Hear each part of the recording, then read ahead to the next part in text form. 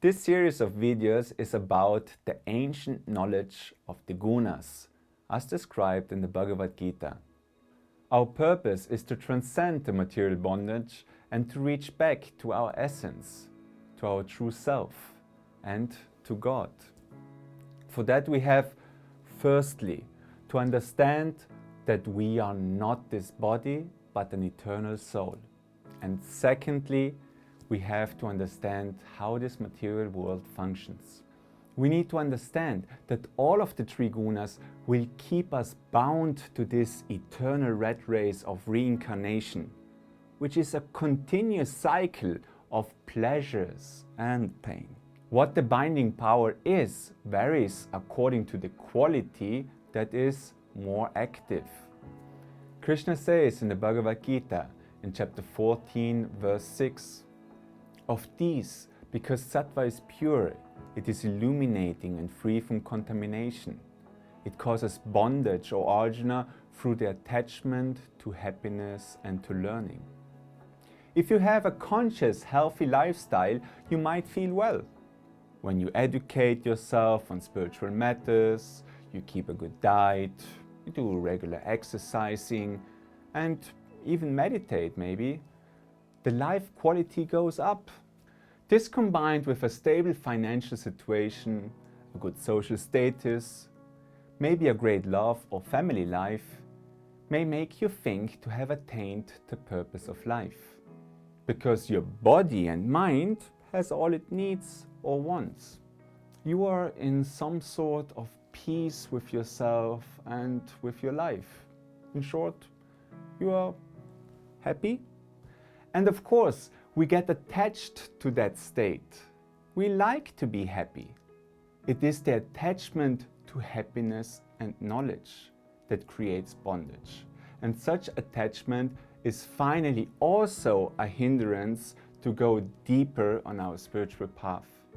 When you're knowledgeable and you have all you desire on the material level, the need for sincere spiritual quest might become less and less. We need to know that any material happiness or knowledge won't last forever, because everything in this material world is transitory.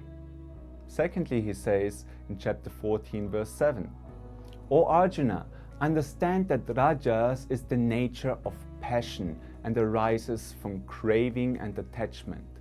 It causes bondage through attachment to action." When we are driven by our desires and passions, always active and on the run, then rajas prevails. You got a wish fulfilled, another one follows. You like what you have and you get attached to it. You can see that in your life. You are always trying to get more and more pleasure. All our activities have the purpose to get more and more pleasure. Of course, this quality brings along also other feelings like the fear of loss of the pleasurable things, as well as greed and anger. When rajas prevails, you are attached to the actions and to the result of your actions, and you just can't stop. When you are dominated by rajas, you can't be calm and truly at peace. And finally he says in chapter 14 verse 8, "Arjuna, know that tamas is born of ignorance and causes the delusion of all embodied souls. It creates bondage through negligence, laziness and sleep." When you're governed by the quality of tamas, you are completely unaware of your true self and the purpose of your life. You don't want to take responsibility for your life and the duties connected with it. You prefer to never make any commitment. You let yourself go, become lazy, and also indifferent to life itself. In this state, we tend to be a victim of life, and we are very much careless. This might culminate in depression and, of course, misery. Also, that can be an attachment and the reason for our bondage. Personally, when I was sometimes governed by this tamasic quality, my spiritual master always tried to make me aware that I chose to be miserable. Even though consciously I would never agree on this.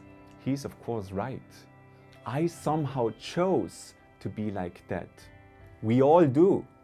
Meaning we can change the state of our being by being aware of the quality which governs us, and then by knowing the signs of transforming these qualities of life. Because all three qualities are always present, and it just depends which one is dominant. So in summary, Krishna says in chapter 14 verse 9, the mode of sattva generates attachment to pleasure and rajas to action, O Arjuna. But the mode of tamas, obscuring wisdom, creates attachment to negligence. Through this we see that even though some qualities are obviously more preferable than others, all of the three gunas or qualities eventually need to be transcended.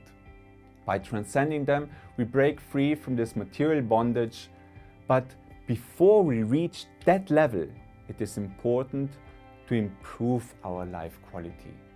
And that we do by increasing the sattvic or pure quality.